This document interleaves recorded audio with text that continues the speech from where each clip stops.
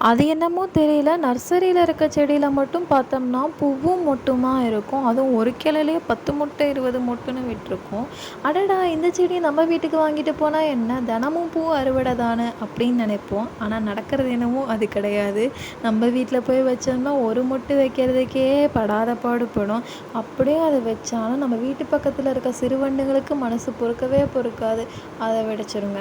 அப்படியும் அத காப்பாத்துனா இந்த கோழி கொத்திட்டு போயிரும். அதுக்கு அத்தனை இரை போட்டாலும் இந்த முட்டை தான் சாப்பிடுவேன்னு அது சாப்பிடும். இதையும் தாண்டி எப்படி தான் வளர்க்குறதுனே தெரில. ஆனா சில வீட்லலாம் பார்த்தா பெரிய ரோஸ் மரத்துல ரோஸ் பூ பூத்து குலுங்கும். அதெல்லாம் பார்க்கும்போதே எப்படிடா இவங்க வளர்த்துறாங்கங்கிற ஆசை இருக்கும். உங்களுக்கு ஏதாவது டிப்ஸ் தெரிஞ்சா மறக்காம ஷேர் பண்ணுங்க. நான் இனிமேட்டு இயற்கை உரத்த யூஸ் பண்ணலாம் அப்படின்னு இருக்கேன். அதாவது அந்த மாட்டு சாணத்த நான் யூஸ் பண்ணலான்னு இருக்கேன். உங்களுக்கு தெரிஞ்ச குட்டி குட்டி டிப்ஸை ஷேர் பண்ணிங்கன்னா எனக்கு ரொம்பவே யூஸ்ஃபுல்லாக இருக்கும். தேங்க்ஸ் ஃபார் வாட்சிங். டாடா பாய்.